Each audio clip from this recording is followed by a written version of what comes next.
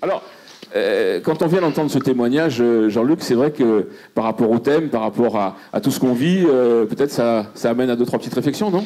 Je crois que ça amène à 2-3 réflexions. Vous comprendrez pourquoi. Je vous ai dit qu'on faisait parfois des rencontres et qu'on avait envie de les partager.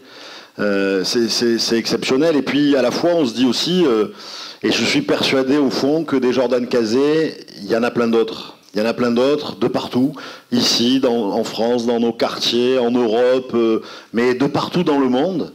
Et on a peut-être une responsabilité, nous, moi c'est la réflexion que ça m'inspire, c'est de me dire comment on fait pour les aider à émerger, comment on fait pour les mettre en avant, comment on fait pour faire en sorte qu'ils soient, aux commandes du monde.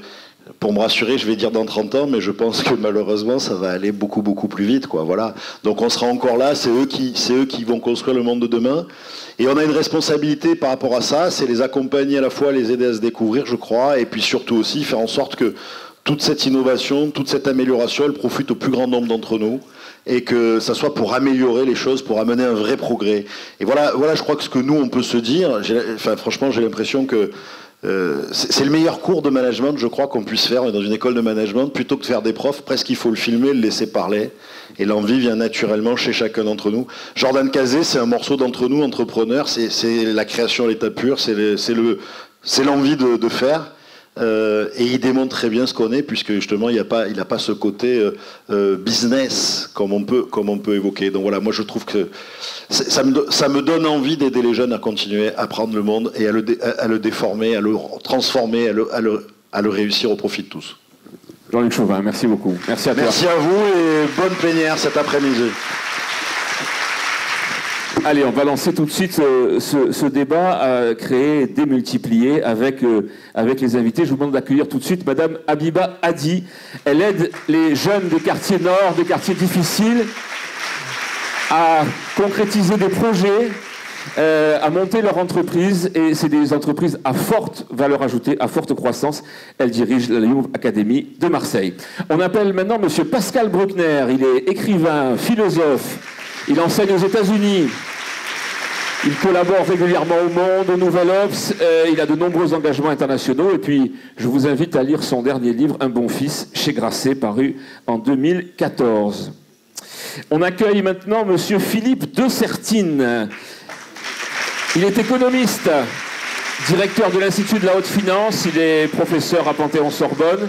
Il est membre du Haut Conseil des finances publiques. Pour la petite info, c'est lui qui avait alerté en 2005 l'opinion en disant « Attention, il y a une bulle financière aux États-Unis. Ça va faire très mal si elle éclate. » Peut-être nous ne l'avons pas suffisamment écouté. Il publie cette année chez Albin Michel « Le fantôme de l'Élysée ». C'est la rencontre, je crois, improbable entre le baron Necker, vous savez, c'est celui qui avait pratiquement déclenché la Révolution française, c'est ça, avec des finances publiques particulièrement catastrophiques. Et donc, ce baron Necker revient à l'Élysée, il rencontre François Hollande. Il a peut-être des choses à lui dire. C'est intéressant, peut-être nous en parlera-t-il. J'accueille maintenant Monsieur Raphaël Enthoven, il est philosophe, vous le connaissez bien. Il enseigne à Paris 7, à l'école polytechnique. C'est un des fondateurs du magazine Philosophie. Vous l'avez écouté régulièrement sur France Culture. Vous pouvez l'écouter maintenant tous les matins en vous rasant ou vous maquillant à 7h25 sur Europe 1. C'est la morale de l'info. Ça fait plaisir de commencer la journée avec lui souvent. En 2015, il a publié Le snobisme aux éditions Plomb. Et je me suis laissé dire, mais c'est info intox, que vous êtes aussi la voix de Paul Le Pouple dans le dessin animé Silex and the City. Non, c'est vrai. C'est vrai. C'est vrai. Voilà. Et puis, on accueille Monsieur Serge Moati, le journaliste, l'écrivain, le réalisateur. Il a été conseiller de François Mitterrand. Le grand public l'a découvert, vous en souvenez tous, pendant plus de 10 ans avec ce magazine exceptionnel, Riposte, sur France 5. C'est lui qui a codifié aussi toutes les règles des grands débats télévisés, des grands débats présidentiels, qui sont toujours d'ailleurs des codes qui sont toujours en vigueur. Il en a réalisé, je crois, beaucoup. Il a été président de France 3. Il anime aujourd'hui une émission sur LCP, Politique avec un grand S. Parce qu'il y en a effectivement plusieurs. Et il a publié Le Pen, vous et moi, en 2014, chez Flammarion. Voilà, voilà ce plateau, si j'ose dire. Et on va tout de suite demander à Habiba, qui va prendre le micro qui est là, On vient d'écouter Jordan. Moi, la question simple que j'ai envie de vous poser, c'est est-ce qu'il y a des Jordan Cazé ou des futurs Jordan Cazé dans les quartiers sensibles dont vous vous occupez? Spontanément, j'ai envie de répondre Inch'Allah. Ouais. Le jour où on aura des Jordan Cazé dans les quartiers nord de Marseille, on n'aura plus besoin de l'IMP Academy, je pense. Ce que j'ai retenu, j'ai un peu discuté avec lui avant qu'il monte sur scène et j'ai appris plein de choses. Et ce que je retiens de son expérience et de son parcours, c'est que finalement, l'entrepreneuriat, ça s'apprend sur le terrain. Donc ça prend et pas dans les écoles?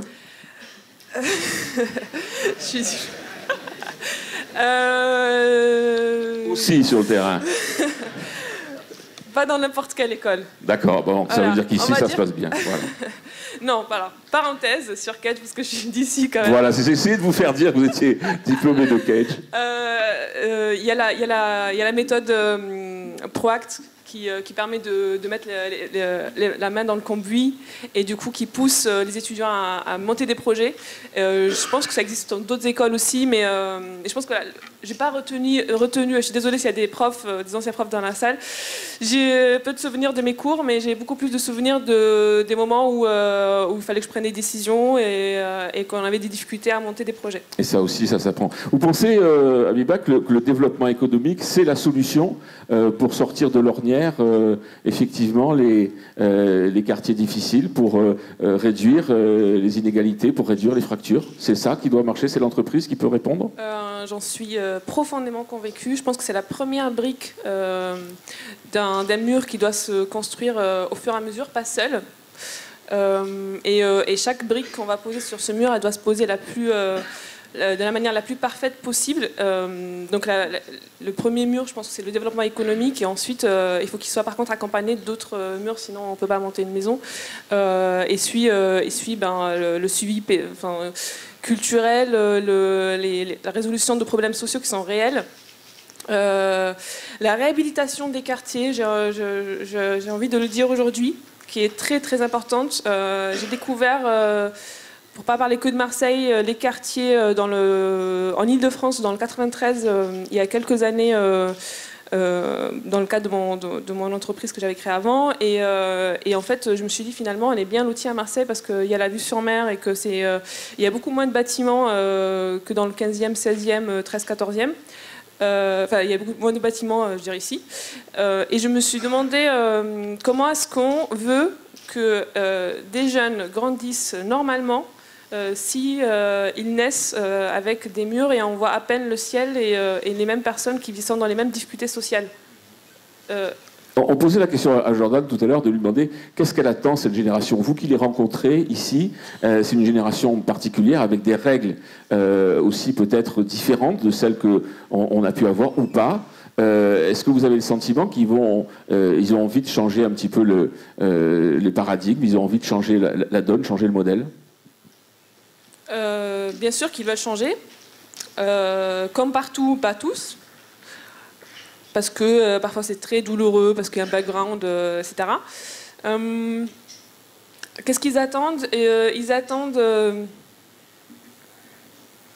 j'ai pas envie de dire une main tendue, enfin toutes les phrases un peu clichés, j'ai envie de dire...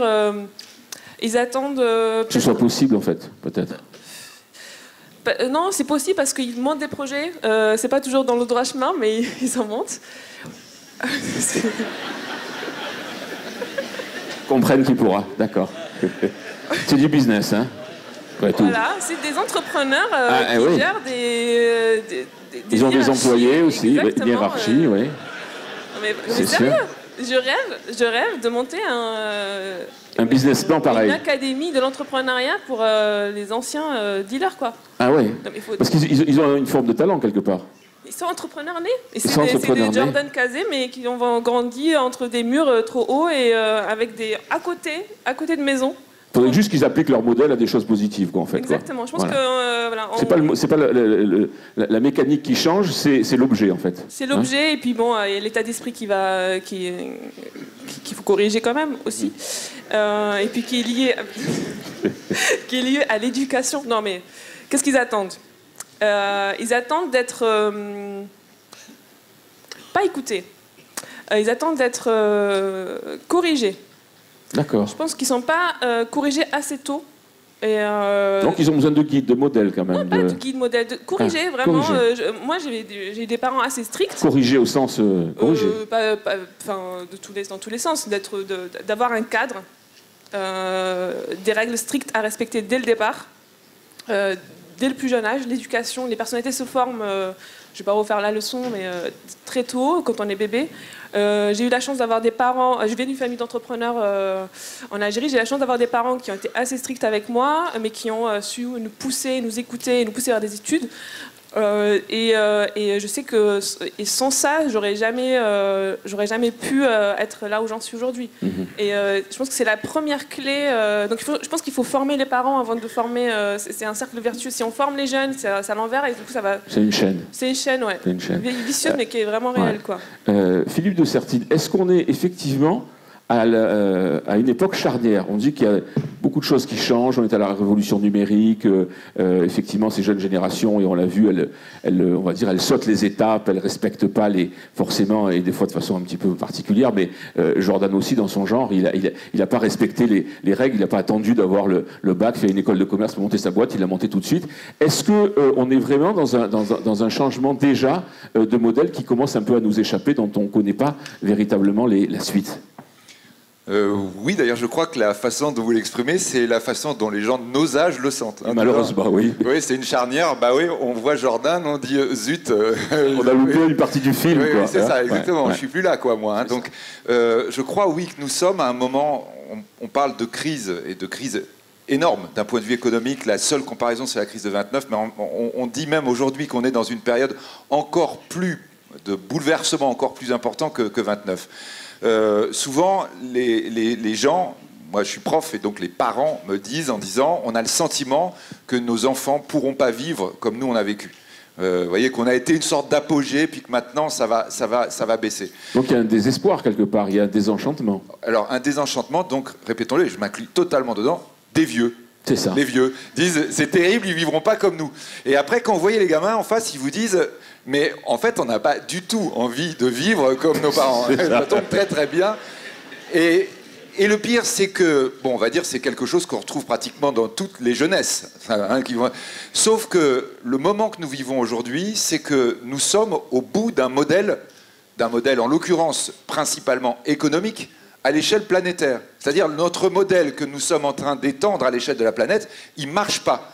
Vous avez parler avec, d'un point de vue très positif, des murs qu'on monte, des briques qu'on monte. Là, en l'occurrence, nous, on est devant un mur, mais un mur négatif, un mur noir. C'est-à-dire le fait que notre mode de fonctionnement économique, tel que l'Occident l'a développé depuis, on va dire, 120 ans, et en particulier depuis la Deuxième Guerre mondiale, si vous l'appliquez à la planète entière, ça ne marche pas. Ça ne marche pas, et on va dire, on a un révélateur extraordinaire là-dessus qui s'appelle le dérèglement climatique. C'est-à-dire, quand on veut faire un défilé militaire à Pékin, ce qu'on a fait hier, il faut arrêter les usines pendant quasiment 2 mois. Parce que sinon, effectivement, le ciel est gris et les gens toussent. Donc, oui, c'est révélateur, quoi. Le truc ne fonctionne pas. Il faut qu'on invente un nouveau modèle. Est-ce que ce modèle, on le maîtrise? Est-ce que la machine, elle n'est pas en train de s'emballer et que ce progrès, entre guillemets, technologique, cette transition numérique, elle appelle aujourd'hui des modes de fonctionnement qu'on imagine, encore une fois, pas du tout, mais qu'on va quelque part pas maîtriser. Est-ce qu'on n'était pas plus maître, entre guillemets, de la machine auparavant? Vous êtes plus jeune que moi, hein, j'espère. Pas vraiment. Oui, si, je pense. Enfin, on va dire vous êtes plus jeune que moi parce que je vais vous dire ça, c'est typiquement la réflexion de vieux. Voilà, c'est ça. On est d'accord. Tous ceux qui sont inquiets, mais vous voyez, on imagine très bien, enfin, oui, on va se reporter très loin dans le temps, les moines copistes quand ils ont vu arriver l'imprimerie, quoi, en disant, mais vous vous rendez compte, ce savoir-faire qu'on avait, etc. Maintenant, tout le monde va pouvoir développer. Non, c'est pas possible. Ouais. Bah, voilà, on en est là aujourd'hui. On est à un moment de basculement technologique tellement incroyable que toutes nos références, on le sent bien, vont s'effondrer. Et des références négatives, là on parlait de la pollution, mais des références positives. notre modèle social, notamment en France. France, c'est un des plus vieux pays du monde, avec l'Égypte, avec l'Iran, avec la Chine. C'est un pays donc, qui s'est construit sur des références de plus en plus structurées. Et là, qui dit, mais quand ça va changer, j'ai plein de références qui vont disparaître. Alors, les nouvelles références, ça pourrait être quoi, justement? Alors, les nouvelles références, évidemment, donc, je ne vais pas refaire le discours d'un économiste qui est ministre en ce moment devant une assemblée du MEDEF, hein, mais en disant, par exemple, oui, tout ce que vous appelez le droit du travail d'avant, qui sont des conquêtes, des éléments qui sont venus parce qu'on avait des modes de fonctionnement anciens, on voit bien que ça ne marche plus. Ça marche plus, c'est-à-dire, alors, oui, mais quand on va le quitter, on va faire quoi? On va être dans le néant? Oui, oui, oui, oui. Mais sauf que quand vous continuez à l'appliquer, alors que vous êtes dans quelque chose de totalement différent, eh bien, effectivement, ça semble absurde. Vraiment, prendre un exemple. Aujourd'hui, des jeunes qui travaillent dans le service sur des ordinateurs, comme Jordan, qui vont travailler, comme il nous le raconte un tout petit peu, il joue, il travaille, il est tout le temps en train d'en fait penser à un nouveau projet, etc. Ils vont être embauchés en France dans une grosse société de services, haute qualité, etc., française. Et là, ils arrivent, ils sont prêts à travailler jour et nuit. D'ailleurs, ils travaillent jour et nuit quand ils étaient à l'école, etc. Et on leur dit, ah ouais, mais non, mais il faut que tu badges en arrivant. Ils disent, je badge, c'est-à-dire, bah tu pointes, quoi, comme la pointeuse dans l'usine d'avant. Et surtout, t'oublie pas, parce que sinon, contractuellement, ça va être embêtant si, un, t'es pas rentré le matin, ou deux, t'es pas sorti, parce que ça va nous gêner. Et là, nos gamins, eh ben, ils comprennent pas. Ils disent, mais attends, mais moi, quand je sors le soir, j'emmène du boulot avec mon ordinateur, je veux pouvoir travailler sur mon ordinateur quand je veux, je suis en vacances, mais je travaille, je suis en week-end, mais je travaille, je suis au boulot, éventuellement, je veux m'arrêter. Et là, on voit le truc, tout d'un coup, marche plus. C'est-à-dire, nos références d'avant, on leur dit, ah oui, non, mais tu sais, c'était super important, la question du temps de travail, ça a été des luttes, c'est des choses qui ont été véritablement importantes pour nos générations. Et là, ils vous répondent en disant, bah oui, mais c'est plus ma génération. Et là, en effet, on est dans ce moment-là. Et je le répète bien, on l'a vécu à plusieurs reprises dans l'histoire économique récente, mais ce que l'on vit aujourd'hui, c'est 100 fois, 1000 fois, 1 million de fois plus important que tout ce qu'on a vécu il y a 10 ans, il y a 20 ans, il y a 30 ans. Est-ce qu'à votre avis, les entreprises, aujourd'hui, sont en train de comprendre ça et de s'adapter à ça et de changer leur mode de fonctionnement pour justement draguer des Jordan Cazé et autres pour que, effectivement, ces talents-là viennent collaborer dans ces entreprises? Alors, un, vous avez les entreprises de jeunes, deux, les entreprises de vieux, et trois, les entreprises de vieux qui essaient de faire jeunes. C'est ça. Alors, les entreprises de jeunes...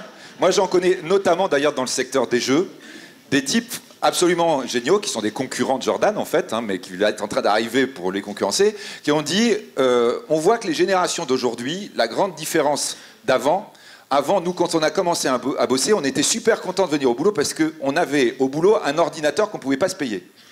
Et maintenant, on se rend compte que les nouvelles générations, eh ben, la plupart du temps, quand ils arrivent au boulot, ils disent « mais c'est quoi ces vieilles bécanes ?» D'ailleurs, souvent, ils le disent quand ils sont dans les écoles aussi, en disant ouais, « excuse-moi, mais moi, chez moi, j'ai du matériel beaucoup plus performant. » Et donc là, la boîte en question, elle dit « bon, tous les jeunes gens que je recrute, tous les jeunes ingénieurs que je vais faire travailler, je leur demande quel est l'ordinateur, la configuration de rêve qu'ils peuvent espérer. » Et donc, ils m'envoient le truc. Le lendemain, ils ont un colis chez eux et ils ont la configuration absolue du point de vue technologique. Où qu'ils soient. On leur dit, on te demande rien de plus. Maintenant, tu as ton ordinateur, tu bosses sur ce que tu veux. Alors ça, voilà, ça c'est la nouvelle entreprise. Alors l'ancienne, je vous l'ai dit, c'est le gars qui pointe. Celle, l'ancienne qui veut devenir jeune, je peux vous raconter, c'est une histoire d'une très très très grosse banque américaine. Très très grosse. Qui essaie de s'adapter, de devenir... voilà, alors cette grosse banque, elle veut monter son nouveau siège social à New York. Et elle dit, on a un vrai problème parce qu'on a une image de vieux. Et l'image de vieux, concrètement, ça veut dire quoi? Ça veut dire qu'aujourd'hui, par exemple, les banques, les entreprises anciennes, elles n'arrivent plus à recruter les jeunes talents. C'est-à-dire les gens super doués, ils disent « Ah non, moi je ne veux pas travailler à l'ancienne ». Donc la banque, elle est typiquement dans ce cas-là. Donc ils font appel à des architectes, donc la banque en question, ils font appel à des jeunes architectes en disant voilà, on voudrait que vous nous fassiez un truc de la génération, en fait, la vôtre, on ne comprend pas bien, mais alors les gars, ils leur disent bon, d'abord, on va plus faire des tours, on va faire un truc long. Ah bon, donc bon, d'accord, faites. Bon, c'est à côté de Ground Zero qu'ils vont le faire, hein, donc c'est quand même une banque qui a des moyens. Et ils vont faire un espèce de paquebot gigantesque. Donc les architectes, avec au milieu, au 6e étage, un immense, gigantesque atrium qui fait pratiquement 30 mètres de haut. Un atrium pour faire comme chez Google. Vous voyez, dans une banque, on va faire comme chez Google. On est des vieux, mais on peut fonctionner dans une banque, ça? Alors, un an après, on va voir les banquiers américains et ils nous disent c'est une catastrophe, ça marche trop bien. C'est-à-dire, alors, bon, c'est quand même une banque, hein, ils ont gardé le sens de la hiérarchie. Au-dessus de l'Atrium, c'est tout le staff. La direction. Les gens âgés, C'est ça. eux, ils sont dans leur bureau, ils sont contents, ils ont vu sur l'Hudson, ils sont Leur bureau ravis. fermé, etc. Sous l'Atrium, c'est toutes les équipes jeunes, celles en fait qui font le maximum d'argent quand même C'est hein, ça. dans une banque. C'est ceux qui travaillent tout le temps. Et là, les bureaux sont vides. C'est-à-dire tous les gens, tous les jeunes sont dans l'Atrium la totalité de leur journée. Ils adorent l'ambiance Google. Mais du coup, la banque ne sait plus comment faire. Il nous raconte donc, le patron nous dit, on a les jeunes qui sont venus nous voir en disant c'est super l'Atrium, c'est exactement ce qu'on voulait, sauf qu'il y a un vrai problème, c'est que vous fermez à 19h le soir. Alors l'autre dit, ben ouais, 19h c'est déjà tard. Qu'est-ce que vous voudriez? On voudrait que vous restiez ouvert jusqu'à 23h, enfin même toute la nuit. Parfois, on voudrait passer la nuit avec nos potes de la banque à travailler ici. Et là, alors là, ils disent, mais ça va pas du tout. Non, c'est pas possible. Vous n'avez pas le droit de travailler la nuit. Vous n'avez pas le droit même de travailler le département fusion avec le département audit. Vous n'avez pas le droit de fonctionner comme ça. Et là, tout d'un coup, on voit, le droit n'est plus adapté à la jeune génération. Les gamins sont super bons, ils avancent super bien, vous réussissez à recruter des bons, mais vous savez plus comment les gérer. Et donc ils s'en vont? Donc non, ils sont en train de faire bouger la banque, c'est-à-dire qu'on commence à avoir des jeunes qui vont devenir présidents. Voilà, ce serait une bonne idée. C'est juste un peu un rêve, hein, quand même. C'est juste...